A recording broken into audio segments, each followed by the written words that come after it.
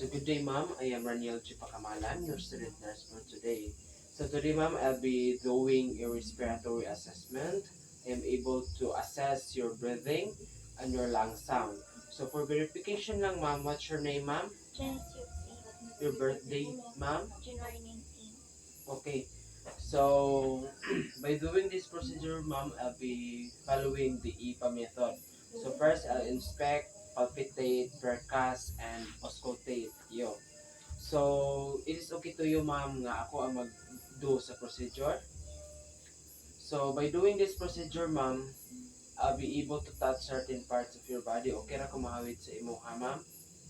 Okay ra. So, shall start na, ma'am? So, first, ma'am, I'll be doing an inspection. So, inspect sa tikaw na, ma'am, ha? Okay.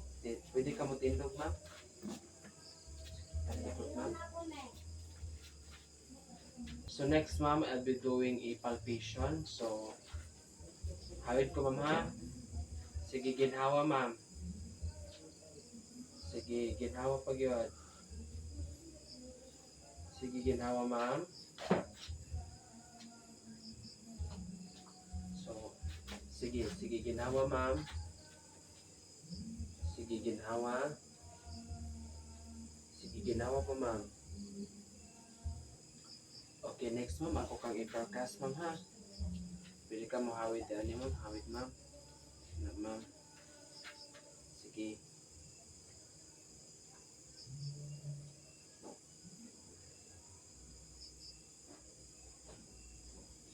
Okay.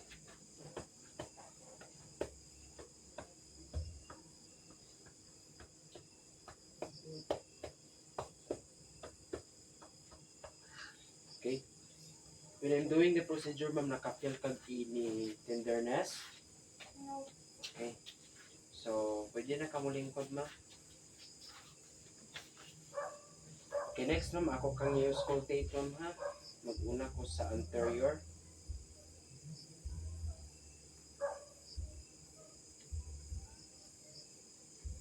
So, auscultate natin ka, ma'am, ha?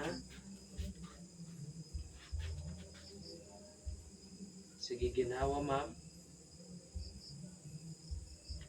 Ginhawa, ma'am. Ginhawa. Ginhawa. Sige, ginhawag lang, ma'am. Sige, ginhawa pagit, ma'am. Sige, ginhawa. Sige, ginhawa, ma'am. Sige, ginhawa, ma'am. Sige, ginhawa.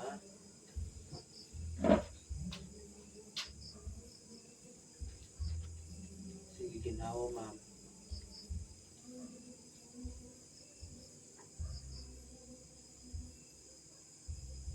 Okay. Then, focus na lang yun, ma'am, sa posterior part of your body. Sige, ginhawa, ma'am. Sige, ginhawa. Sige.